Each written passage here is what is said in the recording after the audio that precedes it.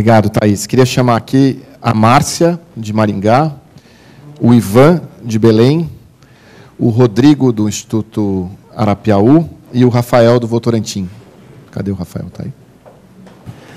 Bom, eu acho que a gente podia fazer a ordem a partir da Márcia, e a gente vem vindo aqui até o Rafael. Pode ser? Ok.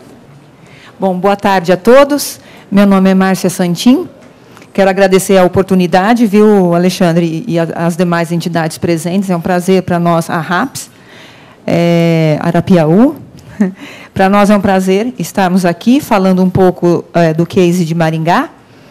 E que bom que eu posso falar um pouquinho de outras cidades também, porque eu fui a diretora executiva do CODEM por 7 anos e me desvinculei em meados do ano passado, e agora eu tenho tido a grata oportunidade de ajudar tantas outras cidades com essa oportunidade, com essa experiência que nós temos. Isso. Eu vou falar primeiro do CODEM, que é o Conselho do Desenvolvimento Econômico, e depois eu falo do Observatório Social, que foi o primeiro a ser instalado no Brasil também, em 2006. Pode começar pelo CODEM, Thaís? Então, vamos lá falar um pouquinho dessa história e como tudo aconteceu. O Conselho do Desenvolvimento Econômico de Maringá fez 21 anos agora em abril de 2017. Por volta de 96, a cidade de Maringá, já por anos seguintes, ela vivia uma situação de recessão econômica. Foi a época da abertura do Mercosul, governo Collor, problemas com dólares e tudo mais. Então, era uma situação de estagnação econômica, e aí, naquela cidade, a associação comercial é uma das mais fortes, é uma das mais presentes. A gente sabe que cada cidade é uma história e tem tantas outras cidades que outras entidades são mais fortes e exercem uma liderança, mas, no caso dessa cidade, começou, então, pela Associação Comercial de Maringá. Desconfortáveis com toda essa situação que se repetia já há alguns anos, eles começaram a discutir o que seria possível de ser feito para que a cidade não fosse novamente acometida por essa situação de recessão. Ela já havia passado por um choque econômico, era uma cidade que essencialmente vivia do café e do algodão. Com a geada de 75, houve toda uma reorganização da cadeia econômica, e isso foi muito penoso e desastroso para a cidade. Então, para que ela não ficasse mais à mercê dessas situações que acontecem de tempo em tempo, o que seria necessário? Planejar e pensar o futuro da cidade a médio e longo prazo. Então, esse foi um dos pilares que motivou esse grupo dentro da associação comercial. O segundo pilar foi que o Poder Executivo, fazendo a troca a cada 4 anos, tantos e tantos projetos, e principalmente a ideia de se ter um planejamento de longo prazo para a cidade, certamente ele seria interrompido a cada 4 anos. Então, projetos estruturantes que perpassariam várias gestões, certamente seriam interrompidos a cada 4 anos, se o Poder Executivo fosse o guardião e o incentivador desse plano. Então, cabia à sociedade civil organizada cuidar e formar um planejamento para a cidade, socioeconômico, infraestrutura e no que quer que fosse. Então, quem é o patrão e quem é o subordinado na história? Pela experiência dessa cidade, o patrão é a sociedade civil organizada. E o prefeito é o gerente contratado pelo voto. Esse é o foco, essa é a filosofia que a cidade tem. Bom, partindo dessa situação, então, como eu disse, na final da década de 90, uma situação de recessão econômica, perda do dinamismo. Então, dentro da associação comercial, eles entenderam que havia necessidade de, baseado nesses 2 pilares, começarem a se engajarem e a se fortalecerem. Foram mais de 100 reuniões. Havia alguns líderes empresariais dentro dessa associação comercial que tinham muito respeito e muito trâmite pela cidade e que não tinham vínculo partidário nenhum. Então, à época, 3 ou 4 empresários que exerciam esse bom trânsito fizeram mais de 100 reuniões por todas as entidades da cidade, convocando todo mundo e fazendo esse chamamento para a necessidade de pensar e ter as rédeas da cidade a longo prazo. Então, aí foi Sebrae, Lions, Maçonaria, Rotaries, os conselhos sociais, todos foram convidados. Aqui um pouquinho do registro, e aí eles conseguiram fazer uma primeira reunião com mais de 100 pessoas. né? Foi o início do movimento Repensando Maringá, a primeira vez que se parou, né, todo mundo sentou para pensar a cidade, que não partindo do Poder Executivo e Legislativo. Isso foi em 96. Criou-se, isso não é regra, mas para aquela cidade criou-se uma lei municipal, né, que formalizava esse conselho. Nem todas as cidades a qual a gente tem ajudado não necessariamente precisa dessa lei. A gente entende que ela, em algumas circunstâncias, é importante, porque, com a troca de prefeitos, essa governança ela tem uma certa segurança na sua continuidade. Mas nós temos conselhos aí que não têm lei e que ela se fortalece pelo próprio, não só a sustentação financeira, mas também organizacional, tendo o Poder Executivo e Legislativo como um participante, mas não quem aporta efetivamente. Também lá foi criada uma lei do Fundo Municipal de Desenvolvimento, onde 2% do orçamento, o Conselho, não é que ele toma posse desse recurso, mas ele ajudaria a dar destinações em projetos de desenvolvimento econômico. Aqui veio esse conselho. Então, ele é um conselho de caráter deliberativo e consultivo, tem uma articulação institucional entre os organismos governamentais, elabora estudos, né, de potencialidades, participação voluntária, óbvio que eles têm uma equipe técnica remunerada, mas todos os demais empresários e integrantes das associações é voluntário.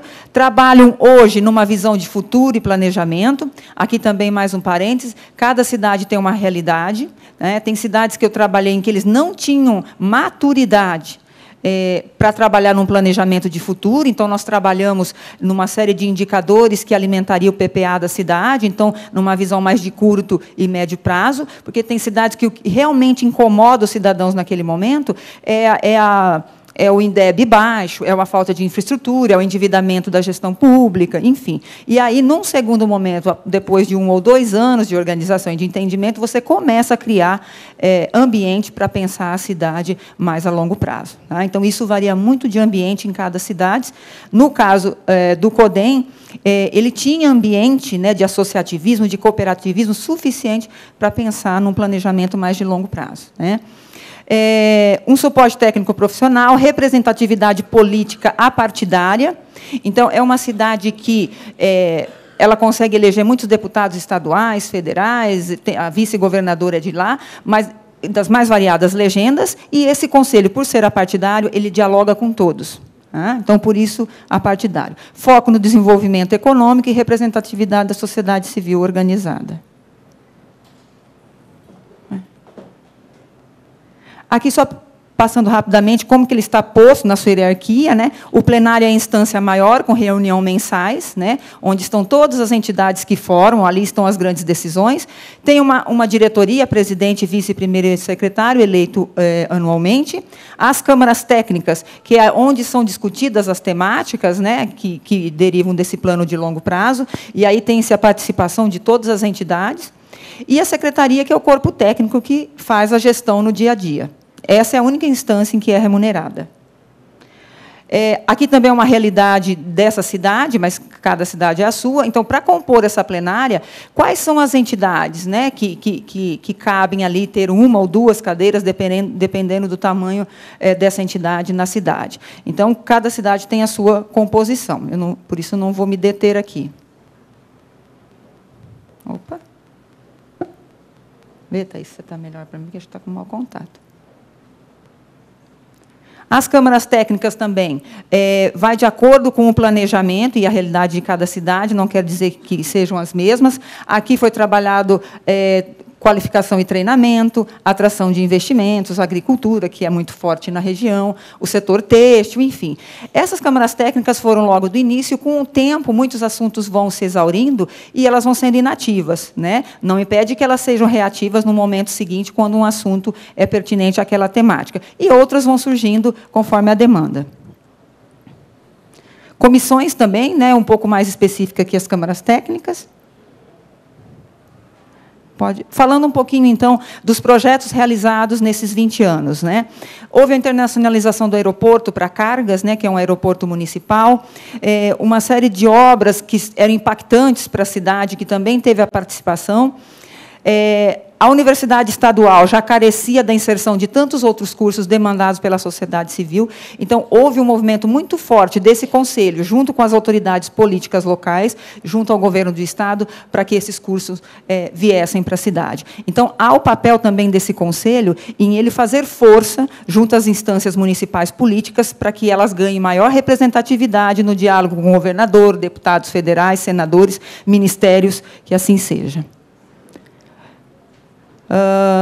Eu acho que aqui o mais interessante, que eu quero brevemente falar para vocês, e que ocupa a grande pauta do Conselho hoje, após 21 anos de existência, um deles é que, e muitos nos perguntam, né, como é que esse Conselho consegue se manter a cada 4 anos com a troca de prefeito? Como é que ainda ele se mantém com essa passada, né?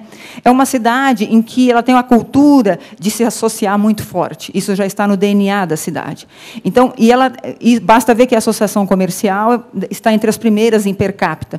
Então, para não falar de cooperativas que existem ali. Então, essa cultura cooperativismo tem sido o alicerce de permanência desse conselho por tantos anos. Então, quando há a troca de prefeito, primeiro que já na condição de candidatos, todos eles visitam esse conselho e lá eles tomam conhecimento de todas as demandas que se tem para a cidade. E aí, na última eleição, fez-se uma inovação, porque até então se fazia demandas abertas. E nas últimas eleições, se construiu indicadores de desempenhos que se gostariam de que fosse entregue por esse prefeito e a sua equipe ao término dos 4 anos. Então, foram mais de 5 temáticas, envolveu-se mais de 100 pessoas, e essas 100 pessoas, não só da sociedade civil especialistas naquela temática, mas do poder público presente, secretários, diretores, as instâncias estaduais, as universidades, todas elas participaram nas suas devidas instâncias para montar um rol de indicadores, né? E esses indicadores eles dialogam com os ODS, né, que é um programa no qual a cidade está inserida, e também eles são provocados pelas melhores práticas que se tem no Brasil. Então, o IDEB no ensino fundamental, inicial, por exemplo, a melhor prática Sobral, né, que está com 8 e alguma coisa, Maringá está chegando a 7,5. Então, foi esse rol de indicadores que é o desejo da sociedade que foi entregue a cada candidato. E todos eles se comprometeram em assumir a prefeitura, que eles, sim, dariam ação àqueles indicadores. Até porque eles sabem que isso será acompanhado pela sociedade civil. Então, forma-se câmaras técnicas dentro do Conselho como governanças que, semestralmente, anualmente, vai se compilar para saber do andamento desses indicadores. Tá? E isso é até interessante, porque, recentemente, eu ajudei uma cidade, e vale dizer aqui, curioso, naquela cidade, sabe por onde tudo começou? Por um grupo de esposas da maçonaria.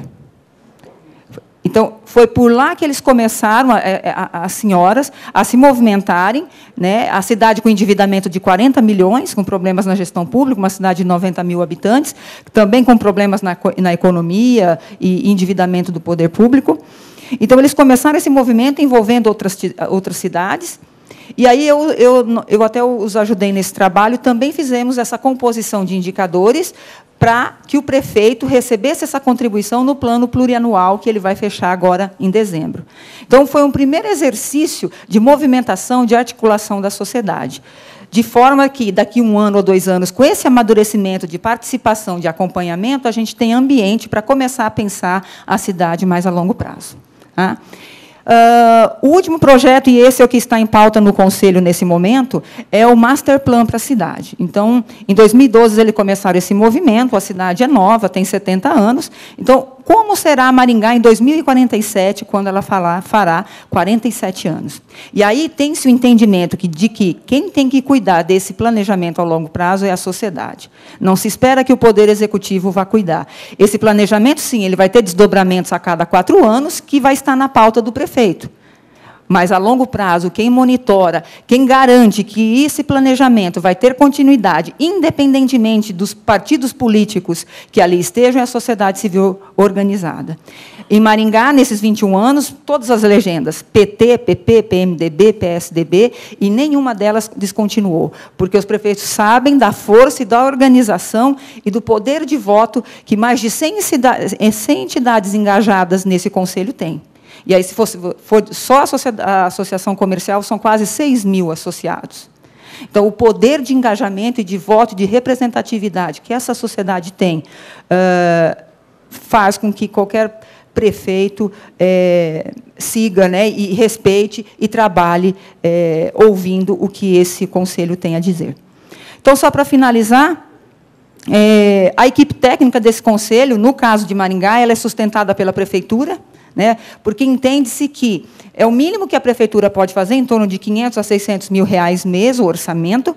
Então, eles entendem que essa contrapartida da prefeitura para sustentar essa equipe técnica, comparado ao que custa o capital intelectual voluntário doado semanalmente pelos CEOs das grandes empresas que ali estão, pelos reitores das universidades, que gratuitamente vão lá semanalmente discutir a cidade e contribuir, não é nada. Então, falando do Master Plan, em 2012 começou-se um movimento do que se queria para a cidade para 2047. Optou-se por uma consultoria internacional, dentre as Big Four, porque também espera-se pelo crédito, pela acreditação que até internacionalmente se tenha sobre esse planejamento, né? E aí, acho que é Price quem eles contrataram. E o interessante, foi quase R$1 milhão para contratar a Price para fazer um trabalho socioeconômico. Quais são as vocações portadoras de futuro?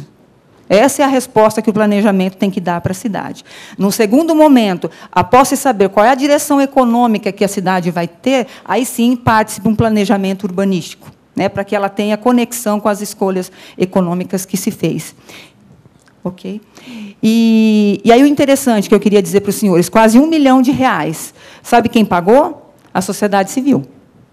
Então, cada empresário, 50 mil, 60 mil, as despesas de hotelaria, de alimentação, foram cidadãos. Então, os hotéis cederam estadias, os taxistas também cederam os seus itinerários gratuitamente, os cidadãos, cada cidadão que tomou conhecimento, doava 10 mil milhas para poder levar os consultores até aquela cidade. Então, isso dá engajamento, dá pertencimento a todos os cidadãos. Eles terminaram agora recentemente, e eles, numa transversalidade do que possa atender futuramente a todas as vocações econômicas, as temáticas são saúde, educação, tecnologia da informação e intermediação financeiras. Foram as escolhas com que eles fecharam essa primeira fase do planejamento e agora vão estruturar as câmaras técnicas para trabalhar nesse plano ao longo do tempo.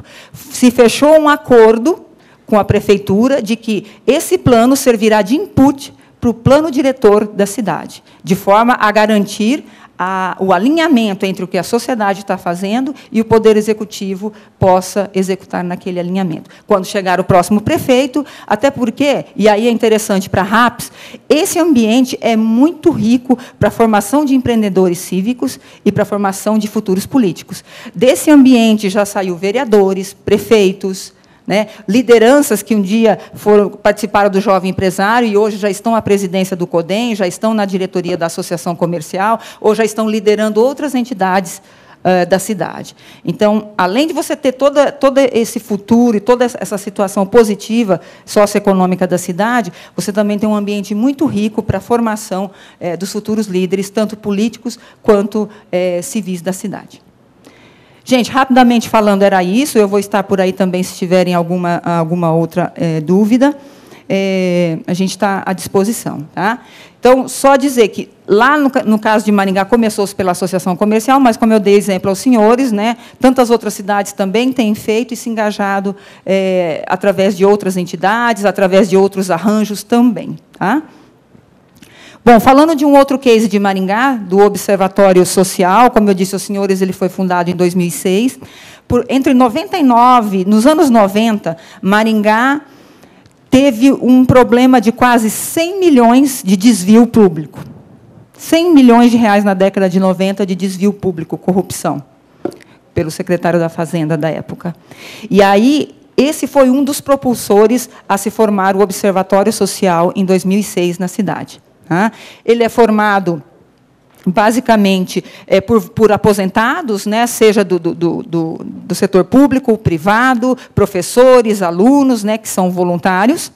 E ele trabalha, basicamente, em monitorar as contas públicas, tanto da Universidade Estadual, da Câmara Municipal, quanto da Prefeitura. né? E desde 2006, deixa eu só ver aqui quantos milhões eles já conseguiram recuperar para os cofres públicos. Só uma informação aqui. Até 2006, atualizado pelo IGPM, foram 112 milhões... Espera aí. 304 milhões, 765 mil reais. Então, isso foi da onde? De trabalhos feitos em licitações, dentro da Câmara Municipal, obras inacabadas dentro da Universidade Estadual. Então, esse é um trabalho que vem sendo feito desde 2006. Trabalho em parceria com a Prefeitura, há que se ter um amadurecimento grande, né, porque facilmente você pode ter conflitos ali, porque acaba aqui sendo meio que uma auditoria. Esse observatório já recebeu deixa eu só ver aqui direitinho, já recebeu um prêmio pela ONU e esteve entre os 3 finalistas do Prêmio Inovare, deixa eu só abrir aqui para mim. Na categoria Justiça e Cidadania. Então, no último Prêmio Inovare, esteve entre os 3 finalistas na temática Justiça e Cidadania.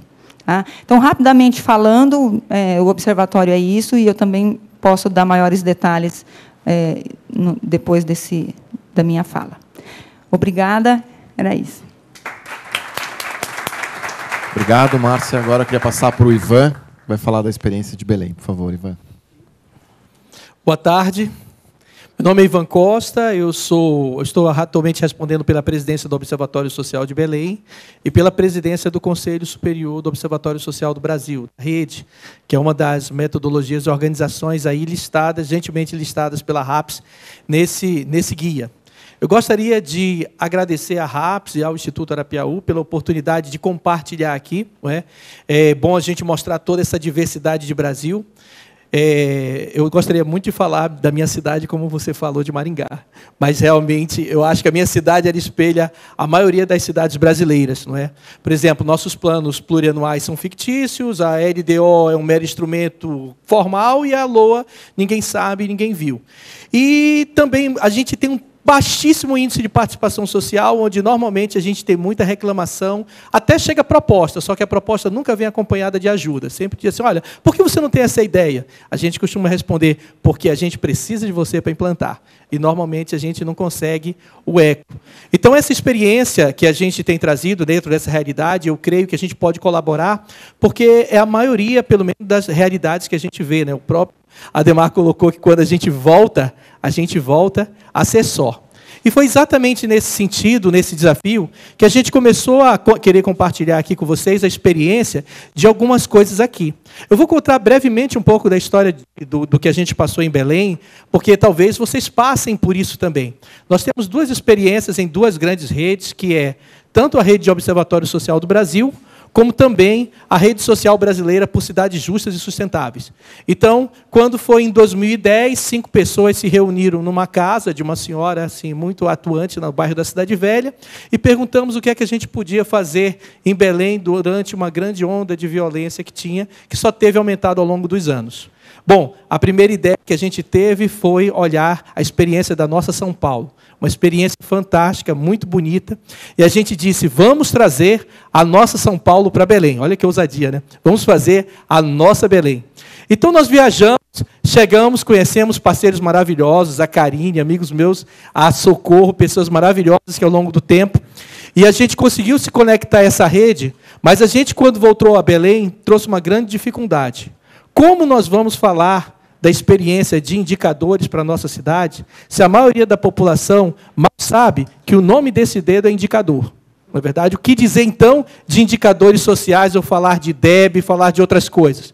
Aí, felizmente, antes de completar um ano, a gente teve a oportunidade de conhecer a experiência do Observatório Social do Brasil, em Foz do Iguaçu, e aí a gente viu que era a grande possibilidade de integrar o observatório a essa rede, porque os indicadores são fundamentais e devem, sim, ser constantemente trazidos para a população, porque eles têm que se apropriar. A gente não pode partir do pressuposto que ninguém se interessa e não entende, as pessoas não têm capacidade, nunca vão entender e não é relevante. Mas a gente precisava também de uma pauta. E o Observatório Social traz uma experiência muito legal para vocês, se vocês forem implantar na cidade de vocês, ou ao menos participar ou apoiar. É porque de toda a nossa experiência que a gente viu, é um espaço que consegue reunir pessoas para fazer o controle social. Por exemplo, a gente trabalha o dia todo, de manhã, de tarde, à noite ainda vai para a faculdade. Que tempo, que horas tem para fazer controle social? O observatório pode ser uma ótima organização para te ajudar, te mantendo informado, e você pode doar economicamente, seja financeiro, ou doar algumas horas do seu dia, como, por exemplo, você pode fazer controle social à noite, repassando informações, lendo, acompanhando algumas licitações e fazendo pedidos de informação. Mas a gente viu também que a experiência mostrou que quando você fala no observatório social numa cidade, imagina, a dificuldade que você vê com o tamanho. E outra coisa, não é fácil você trabalhar e ter o desafio do financiamento. Eu acho que o nosso guia vai ser muito importante trazer essa questão do financiamento. Eu acho que a experiência que a gente vai compartilhar e vai lançar agora em Belém, talvez possa trazer algumas luzes para as pessoas que estão aqui sobre como obter recursos, né? Então, na execução dos nossos projetos, que são todos 100% mantidos com recursos locais, poucos recursos, muito trabalho voluntário e muitos recursos não financeiros de parceiros, a gente conseguiu, com algumas conquistas, né, como, por exemplo, a interferência, o comprometimento com o programa Cidades Sustentáveis. A nossa cidade chegou a ganhar uma premiação, na primeira premiação, como referência ao programa Cidades Sustentáveis, deu uma decaída. E por que a gente tem essas idas e vindas, não é? A gente constatou claramente que existe um problema significativo em nossa cidade, que é a falta de cooperação. É o que a gente viu muito bem em Maringá, né? Eu tive a oportunidade de conhecer Maringá, de ver a força do associativismo. E nas nossas cidades não tem. Então, a gente encontrou um problema, não é verdade? Mas, ao mesmo tempo que a gente encontrou um problema, nós encontramos uma solução muito interessante, que foi a experiência de Muhammad Yunus, o banqueiro dos pobres, quando ele cunhou a ideia de negócio social, de você pensar um empreendimento sustentável financeiramente, mas focado em um problema. E aí a gente partiu agora para dois conceitos, vendo o observatório social como um negócio social. Porque ele consegue ter um problema claro, que é a necessidade dessa governança, do acompanhamento da gestão pública, que nenhum órgão faz. O Ministério Público não faz como observatório. A Controladoria Geral da União não faz como observatório. O Tribunal de Contas dos municípios e do Estado não faz como o observatório faz. Esse controle social é fundamental e a gente tem visto como uma organização que tem valor, que agrega valor e que pode muito bem ser financiada, principalmente por recursos locais. E é o que a nossa rede tem vivido bastante. Porque a gente sabe que muitas vezes o nosso projeto pode estar sendo financiado externamente, mas quando acaba o recurso, ele tende a se desfazer porque não ganhou o reconhecimento local que tem que ser feito mediante a cooperação, que é um valor fundamental. E outro aspecto também, um outro problema que surgiu, que nos chamou a atenção, essa falta de cooperação, demandou uma experiência que nós estamos tendo agora em Belém, que nós vamos lançar, que o Observatório vai fazer. É a experiência do primeiro micronegócio social. O que é isso? O que é o primeiro micronegócio social? Bom, é que a gente costuma chamar de MEIs, né? Tem um microempreendedor individual e a gente cunhou o nome de microempreendedor individual social. A gente conseguiu uma solução para o ING, o indivíduo não governamental, não é verdade? Quem já viveu por isso, que teve que correr atrás do CNPJ, do lá amigo para ser conselheiro de administração, conselho fiscal, o cara não aparece, some daqui, some da acolá para conseguir o maldito CNPJ e a gente começar a atuar no nome da Associação dos Amigos Invisíveis do João, que é quem toca toda aquela coisa. O João, ele é fantástico, ele é um cara que faz um monte de coisa, trabalha para burro, mas ele tem que fazer loucuras para sobreviver. Bom, então pensando nessa ideia, o Observatório identificou uma oportunidade de exatamente estimular a criação de lideranças locais para serem microempreendedores sociais. A gente analisou a legislação do MEI, e espero que, por favor, deputados, não deixem que os deputados que queiram destruir isso. A gente identificou que existe a figura do organizador de eventos. Então, a pessoa, o que está acontecendo hoje é que uma pessoa em dada comunidade, ela pode promover esse evento de cooperação e encaminhar demandas para a sociedade. Através da assinatura de um termo de cooperação com o observatório, essa pessoa, essa microempreendedora, pode levantar as necessidades usando ferramentas, inclusive ferramentas muito boas que estão aí, eu já vi o Colab.re, né? Você pode mobilizar a comunidade. Quem não já participou de fundação de associação de bairro, onde teve mais briga do que solução? A gente esquecia os problemas, ia discutir quem ia ser presidente. Não, João pode, não, João não pode ser presidente. E, às vezes, aquela comunidade perde muito tempo discutindo a montagem de uma associação com custo alto, que não é baixo o custo de associação, vocês sabem disso, não é? E você perde o foco. Lá, no bairro da Cidade Velha, a gente, a partir de uma experiência de uma rede de segurança comunitária, onde nós já temos mais de 200 pessoas conectadas com a Polícia Militar, monitorando o território, e conscientes que segurança pública não se faz com bandido bom é bandido morto, segurança pública se faz com solidariedade e cooperação, e não só com policiamento na porta, mas também com desenvolvimento sustentável. Então, a gente aproveitou essa experiência e nós estamos trabalhando já num piloto agora na Cidade Velha, contando com uma pessoa que vai ser uma microempreendedora, que vai, de uma forma bem simples, explicando para vocês, é a metodologia do cerimonialista de casamento. Eu e a esposa estamos aqui, convidamos o nosso cerimonialista e dizemos, olha, hoje eu estou de calça jeans e ela está de bermuda e eu quero, daqui a 6 meses, estar numa bela igreja, casando, lindos e maravilhosos, só que o casamento é meu. E eu gostaria que você me ajudasse.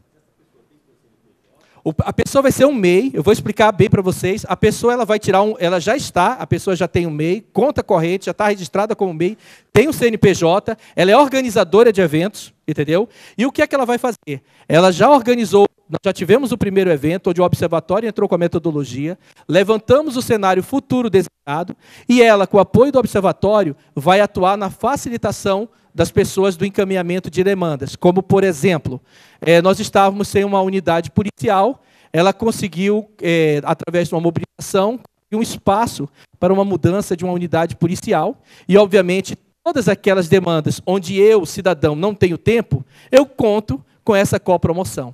E a ideia qual é? Inicialmente, a proposta é de ser apartidária, e o observatório tem essa função de credenciar esse microempreendedor individual como um indivíduo apartidário, porque o observatório não tem essa finalidade partidária. Mas a nossa expectativa é empoderar esse agente no seu território para que ele possa ser financiado localmente. Como? Financiado tanto pela comunidade, que doa, ao invés de você pagar para uma associação de bairro que você teria, você paga para os eventos de cooperação, e também empresas podem doar, não é verdade, dentro de certos critérios, né? A gente pode decidir, por exemplo, as cooperativas, elas são grandes potenciais doadoras, e junto com esse MEI, ela pode ter visibilidade dentro dessa rede. Quando nós fizemos a discussão desse projeto no Laboratório Social da IUNOS, em Brasília, que teve uma experiência, a pergunta que nos fizeram é, qual é a mágica que vocês vão fazer para mobilizar? Como é que vocês conseguem mobilizar? Que é um grande desafio. Bom, em Belém não é muito difícil, porque está todo mundo com medo. Então, foi só passar uma vez um carro, reunião com a Polícia Militar, a gente botou mais de 100 pessoas no local, porque o medo era tão grande que as pessoas buscavam proteção. Mas o que é melhor, a gente tem parceria com as igrejas também. Então, explicando o objetivo apartidário de desenvolvimento, a gente conseguiu colocar o quê? Dividir algumas funções. O copromotor, que, felizmente, no nosso caso, é uma copromotora. A gente já tinha uma rede de segurança comunitária, como eu disse para vocês, mais de 200 pessoas que reuniam periodicamente com a polícia do bairro da Cidade Velha para discutir os problemas. De um pacto foi firmado com a Polícia Militar. E de 20 compromissos, só 6 eram da Polícia Militar. 14 eram da comunidade. Criança em situação de vulnerabilidade, falta de iluminação pública, ocupação irregular do espaço urbano, nada disso é tema da Polícia Militar. E as pessoas não notavam, cobravam segurança, mas não notavam esses problemas. E a partir daí, quando a comunidade assumiu essa responsabilidade, surgiu a necessidade de promover ações, e eles estão contando com o apoio do copromotor. Então, só para fechar, e aí eu estou à vontade, quem quiser saber algumas mais informações, nós vamos lançar essa experiência no dia 29, e o segredo da mobilização que nós utilizamos foi a partir de uma rede de segurança comunitária construída com o apoio do observatório. Bem, eu espero ter sido claro e agradecer a atenção de todos vocês. Uma ótima tarde.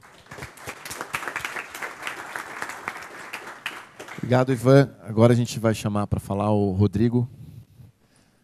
Tem dois chapéus, Rodrigo, né? O chapéu RAPS e o chapéu Arapiaú. Vixe, tô. Vamos lá. Eu tenho uma apresentação para vocês. Antes de mais nada, eu queria agradecer a RAPS pela iniciativa, cumprimentar o Pedro Vilares, que foi incentivador desse projeto específico de Empreendendo Cidades Sustentáveis.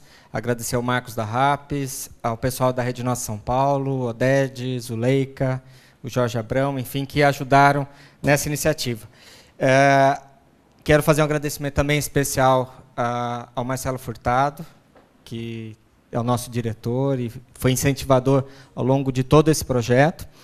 Hoje eu vou falar de dois casos específicos do Arapiaú, e para chegar neles eu vou falar rapidamente também do Arapiaú, né? Eu atuei muito tempo na sociedade civil, fui vereador, fui prefeito de uma cidade do interior de São Paulo, Bauru, sou líder RAPS 2016, e hoje eu estou à frente do Programa de Cidades do Instituto Arapiaú. O Arapiaú tem algumas iniciativas, e uma delas é o Programa Cidades e Territórios, onde a gente vem atuando na construção de agendas para os municípios brasileiros. Deixa eu pegar o passador aqui. Onde que eu aponto só? Direto para a tela? Para vocês. Enfim, o nosso PowerPoint teve um probleminha, mas basicamente a gente tem uma visão de apoiar ações da participação social, aprimorar transparência, engajamento e atuar muito com a questão da inovação, né? Então, a gente fomenta ferramentas e atua num diálogo para que a sociedade possa estar mais capacitada para a participação. Na nossa estratégia de engajamento, a gente fica procurando iniciativas que sejam escaláveis, de participação social, no desenvolvimento dessas políticas públicas, né? Basicamente, nós atuamos nesses três eixos: transparência, engajamento e parcerias.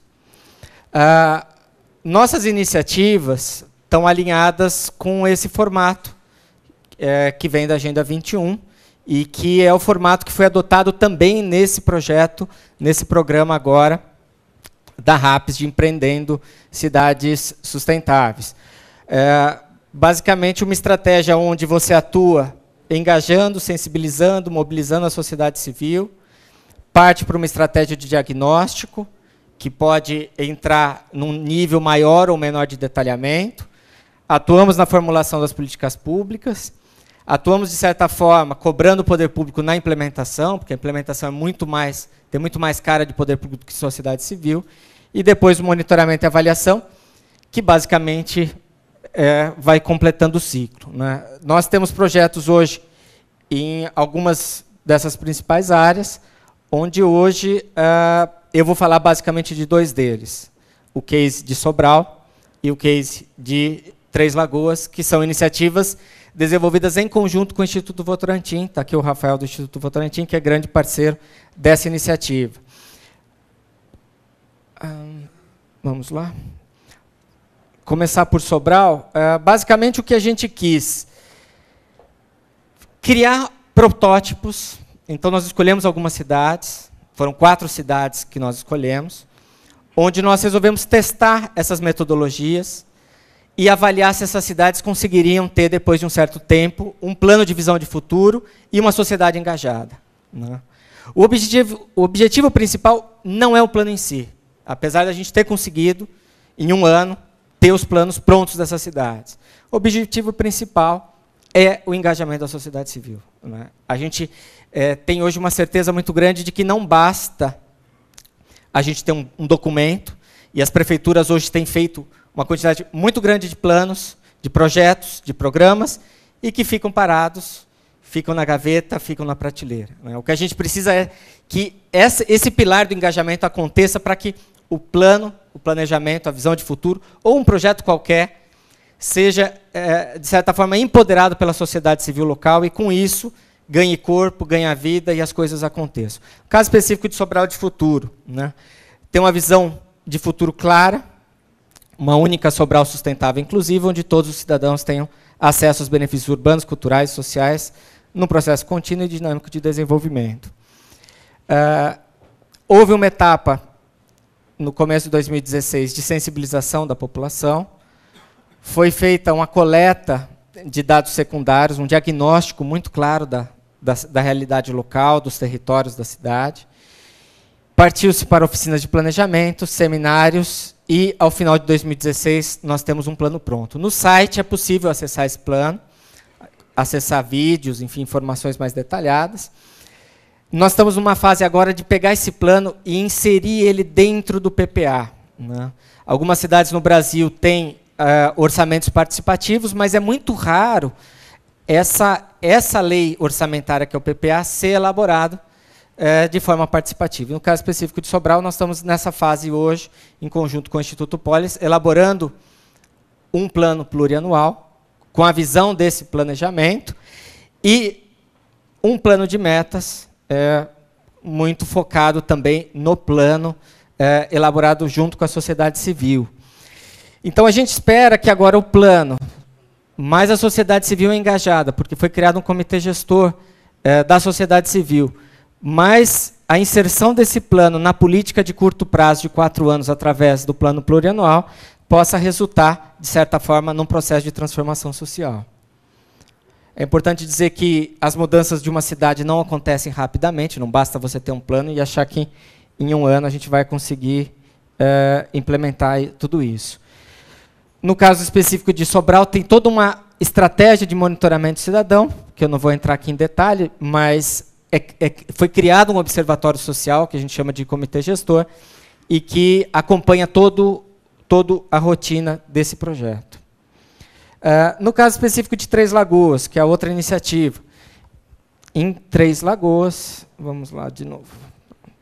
Em Três Lagoas, também elaboramos um plano de visão de 30 anos, então, é um planejamento para 2046, então, com uma estratégia clara de longo prazo.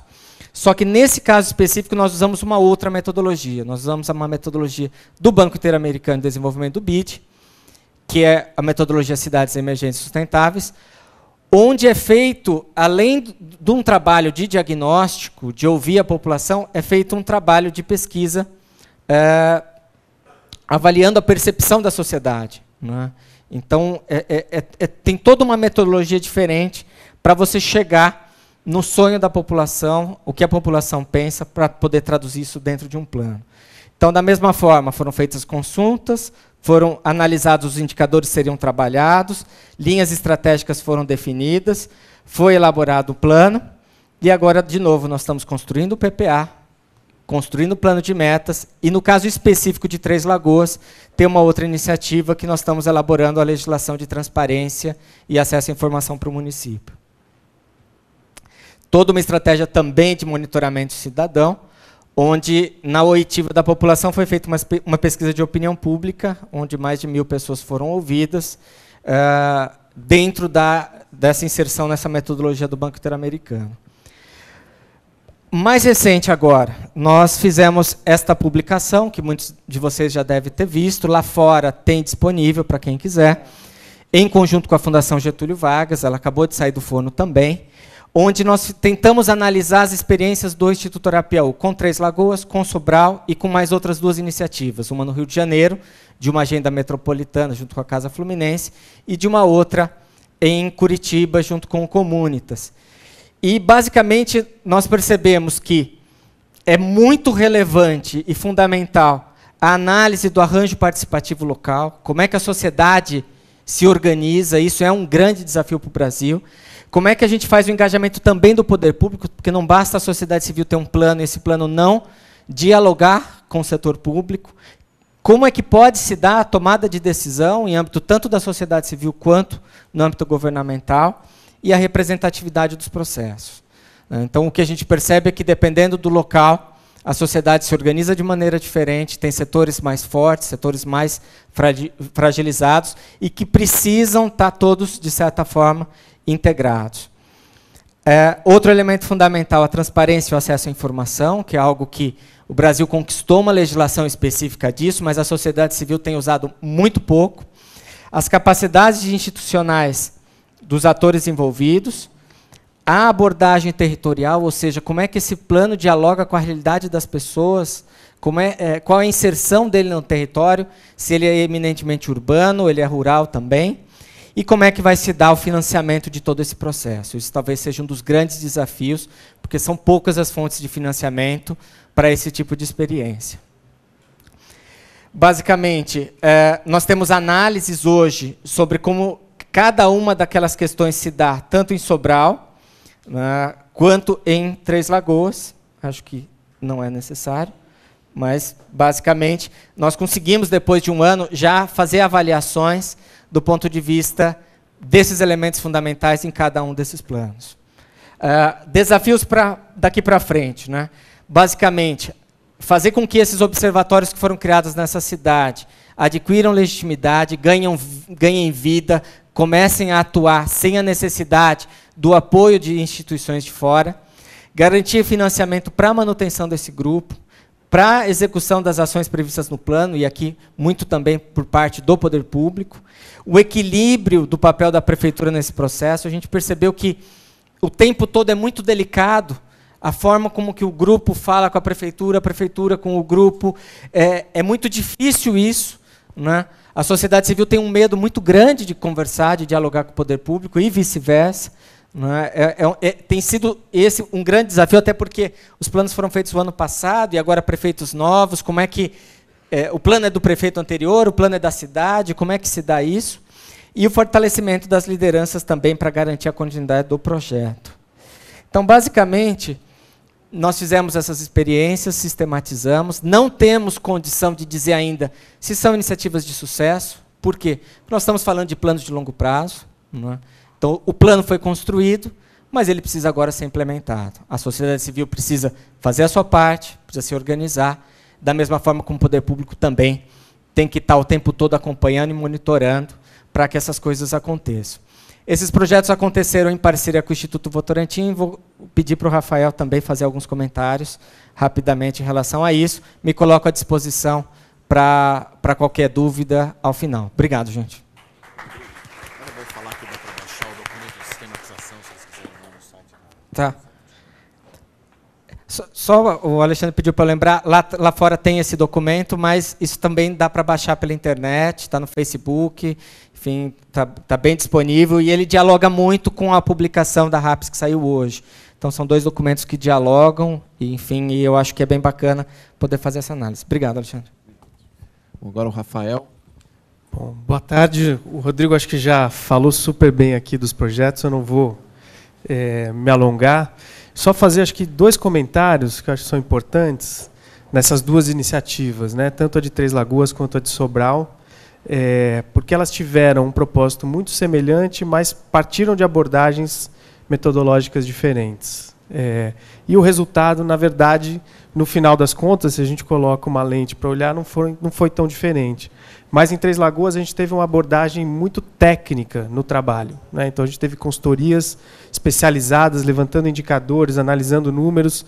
Foi um trabalho com uma pegada técnica muito forte, que gerou documentos robustos, complexos, mas muito consistentes. Em Sobral, o processo já foi mais participativo, talvez a intensidade técnica um pouco menor, mas uma representatividade da sociedade maior, né? E também se chegou a uma visão, a um documento orientativo, né? Para efeito do que está seguindo, né, no desenvolvimento dos PPAs e dos planos de meta, eu acho que as duas abordagens funcionaram, né? Porque conseguiu-se chegar a alguns consensos sobre prioridades para o território, se conseguiu mobilizar atores importantes e a sociedade em torno daquele plano, que já se desdobrou em alguns projetos, e isso está evoluindo agora junto ao Executivo e ao Legislativo, que é importante, então, ter a sociedade civil, mas amarrar isso no Executivo e no Legislativo. Então, essas são experiências bem interessantes. E aí, só pegar gancho aqui, a Thaís colocou dois desafios no fim, a questão da institucionalidade e do financiamento, né, que acho que são duas questões muito importantes. E acho que o Ivan trouxe uma visão também da institucionalidade, da preocupação em torno disso, que são dois aspectos que a gente se preocupa aqui em Sobral, em Três Lagoas, na continuidade desses projetos. A gente tem que pensar novas instituições, novas institucionalidades, né? Não podemos deixar de empurrar esses projetos para o Executivo e para o Legislativo, onde, de fato, eles ganham um caráter legal e obtêm recursos para a implementação, né? Os governos têm mais dinheiro do que a sociedade civil, com certeza, né? Então é importante que eles encampem esse processo, mas não necessariamente a gente vai construir instituições tradicionais aqui, né, que vão ficar na sua burocracia, muitas vezes, e os planos e os projetos maiores acabam ficando em segundo plano, e isso é importante. Então, a gente também não conseguiu chegar ainda a um modelo de uma institucionalidade para seguir tocando e puxando esses projetos, e esse é um grande desafio, e a gente espera esse ano aqui no trabalho lá desenvolver e ter respostas. Esses 2 projetos têm sites no Facebook, tem páginas no Facebook, então vocês podem acompanhar toda a movimentação da sociedade. Isso foi importante para que a gente alavancasse também a participação da sociedade em Sobral e Três Lagoas nos projetos a partir das mídias sociais. Isso foi uma coisa importante, gerou participação, gerou trocas, pautou todas as conversas territoriais, setoriais que aconteceram, e agora segue também no processo de monitoramento. Bom, é isso. Acho que o Rodrigo já falou bastante, foi muito bom. Obrigado. Obrigado.